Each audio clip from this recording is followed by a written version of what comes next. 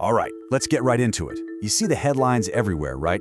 Everyone's talking about World War III kicking off in the Middle East. But what if that's not the real story? What if all that noise is just a cover for something much, much bigger?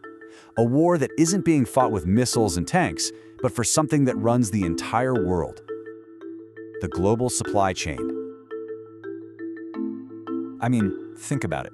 What if this isn't just about defending Israel or fighting terror? What if what we're actually seeing is, well, maybe the largest forced logistics clearance operation of the 21st century?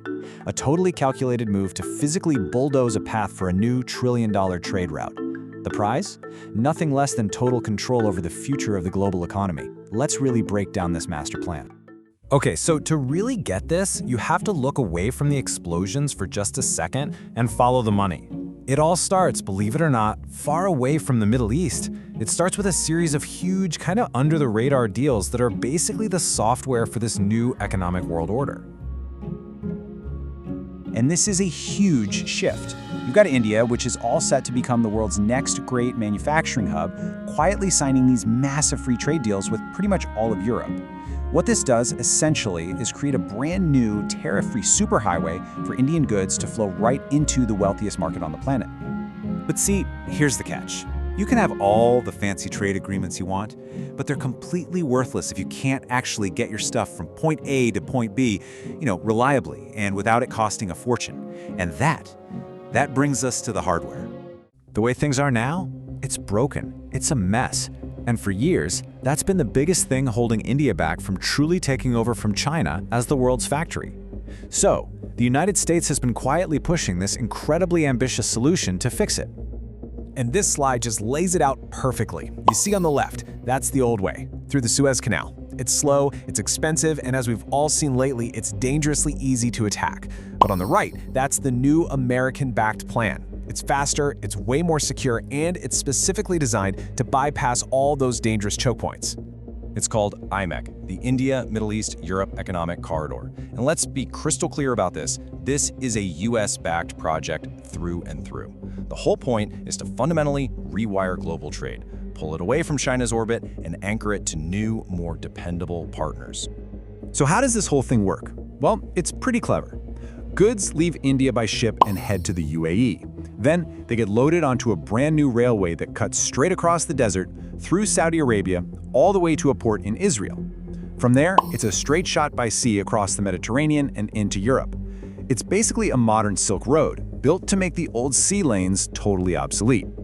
So this all sounds great, right? A perfect plan. Well, there's just one very large, very angry problem standing smack dab in the middle of it all. A country that has every single reason in the world to make sure this project dies. Yep, Iran. I mean, just look at a map. Geographically, strategically, it is the single biggest roadblock to this entire thing. And their motive couldn't be clearer. Iran is the main hub in the Middle East for China's rival project, the Belt and Road Initiative. If IMEC actually works, China's massive investment in Iran, well, it could just go up in smoke. And this is exactly how they're trying to kill it. It's a strategy of disruption. Iran bankrolls the Houthis to make the Red Sea a no-go zone for shipping. It backs Hamas and Hezbollah to constantly attack and destabilize Israel, which, remember, is the final crucial link in the chain before Europe. See, these aren't random acts of terror. They are surgical, strategic strikes against the weakest points of this new economic highway. Okay, so if you're the United States and you've decided this new supply chain is absolutely critical for your economic future, what do you do about this massive roadblock? You don't just try to manage it, you remove it.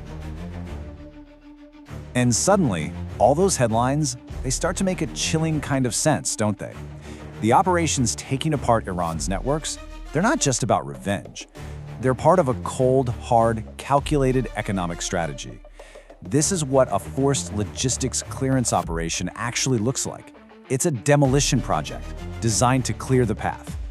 So the real goal here, the end game, is to permanently take the Iran variable out of the equation. By getting rid of these obstacles, both physical and political, the idea is to make sure this multi-trillion-dollar supply chain can finally be built on solid, predictable ground. And as this new path is being cleared, the actual political map of the world is being redrawn in ways that are, frankly, shocking. We're seeing alliances pop up that would have been absolutely unthinkable just a couple of years ago. I mean, just look at this. Saudi Arabia and Israel, two countries that have been enemies for decades, are now quietly moving closer and closer. And why? Because they suddenly share the exact same economic goal. They both want to be the central, can't-live-without-it hubs of IMEC. Turns out, the promise of shared profit can be a lot more powerful than decades of bad blood. So let's just lay it all out, the new chessboard. The winners are pretty clear. The US gets a much more secure supply chain, India gets to become a manufacturing titan, and Saudi Arabia and Israel become the new gatekeepers of trade. Now the losers? Well, China's Belt and Road gets absolutely kneecapped. Iran loses a ton of its regional power. And here's a fascinating one. Established economies, like South Korea, could suddenly find themselves left out in the cold, totally disconnected from this new main artery of global commerce. Now look, this isn't just some big, abstract geopolitical game being played on a map somewhere. This redrawing of the world's trade routes, it has very direct consequences for the US economy, for your job, and for your investments. This chart really shows you what the goal is for Americans. For decades, our entire economy has been tied to supply chains running through China, which, as you can see on the left, is a huge risk. IMEC is the long-term plan to diversify away from that and lower that risk. And the theory is pretty simple. More stability in the supply chain means less inflation, a stronger US economy, and ultimately a more resilient stock market. So when you look at the world, it becomes pretty clear that the great conflicts of our time might not be fought over flags or ideologies, but over shipping lanes and railway tracks. It's a cold, hard world of geoeconomics. And the real question this all leaves us with is this. In this giant global chess match, who's drawing the map of the world that you're going to be living in tomorrow?